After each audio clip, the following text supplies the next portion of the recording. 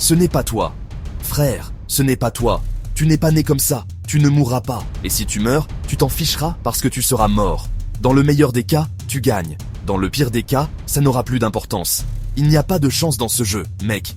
Il y a peut-être un peu de chance, mais la chance arrive après que tu te sois cassé le cul et que tu te sois mis toi-même dans cette situation chanceuse. La chance n'arrive pas toute seule. Tu te places dans cette situation où la chance pourrait arriver. Et c'est ce que les gens ne comprennent pas. Si tu y crois, si tu crois vraiment que tu peux devenir quelque chose, si tu as cette petite voix dans ta tête qui dit « Hé, tu as du talent, tu peux le faire », alors suis cette voix. Nique ta motivation. Nique ta motivation. Tu as besoin de discipline parce que la motivation n'est pas là tous les jours. Je manque de motivation la plupart du temps. Certains jours, oui. Parfois, j'ai la motivation. Parfois, je me dis « Putain, oui, aujourd'hui je me sens bien. J'ai hâte d'aller à la salle. » Mais beaucoup de jours, c'est plutôt « Je dois aller à la salle. » Et puis, une fois que je suis lancé, je me sens super bien. Mais c'est cette partie du début qui est dure, parce que ton corps veut rester confortable. C'est tellement facile d'être grand de nos jours, mon ami, car la plupart des gens sont faibles. La plupart des gens ne veulent pas faire ce kilomètre supplémentaire. C'est misérable, c'est solitaire, c'est facile d'abandonner. Mais ce qui est dur, c'est de se dire « Hier, je n'ai rien obtenu en travaillant aussi dur que j'ai pu. Rien ne s'est passé. Je vais refaire la même chose aujourd'hui, mais je vais essayer d'y aller plus fort. » C'est la chose la plus difficile au monde, se lever chaque jour et donner 100%. Mais savoir mentalement que tu essaies et que tu essaies encore. C'est ça, le vrai labeur. À quel point est-ce que tu le veux ? Si tu le veux autant que tu veux vivre, je peux travailler avec toi. Mais beaucoup de gens, la plupart des gens, ne le veulent pas à ce point. Tu ne veux juste pas le faire. Lève-toi encore demain. Si ça t'aide, like, abonne-toi et partage.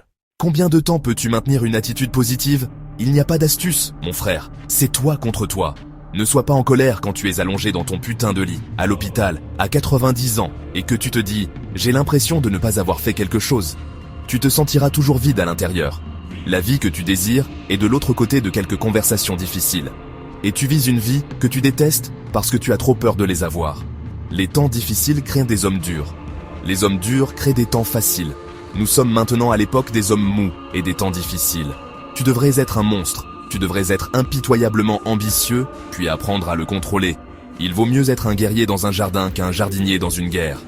Peu importe à quel point tu es bon, si tu n'as pas de discipline, tu n'es personne. On m'a dit, la discipline, c'est faire ce que tu détestes faire, mais le faire comme si tu l'aimais. La peur est de ne jamais atteindre ton potentiel, de toujours échouer, de toujours abandonner. Et puis un jour, tu es un vieil homme, et tu regardes en arrière et tu dis, mon Dieu, j'aurais pu être formidable. Il est temps de rester concentré. Il est temps de décider, nique les clubs, nique les fêtes. Pourquoi es-tu si asocial ? Parce que j'essaie d'y arriver. Plus tu es bizarre est un reflet de ton engagement à te concentrer sur ton putain de travail. Tu dois toujours être la personne qui t'encourage avant tout le monde.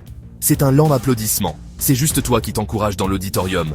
Vois le fait d'être seul comme un indicateur que tu es sur la bonne voie.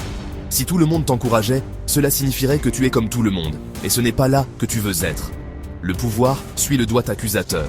C'est seulement lorsque tu dis « c'est ma faute » que cela devient aussi ta responsabilité. Et si ce n'est pas ta faute, ce n'est pas grave. C'est comme « je ne peux pas courir de marathon parce que j'ai perdu ma jambe à la naissance ». Et soit tu peux juste ne jamais essayer, soit tu mets la prothèse métallique et tu le fais quand même. Recommandation de fin de vidéo. Si tu veux renforcer cette mentalité d'acier et comprendre comment transformer la solitude en puissance, je te recommande de regarder notre vidéo « La force de l'indépendance de soi ». N'attends pas, deviens ta propre force.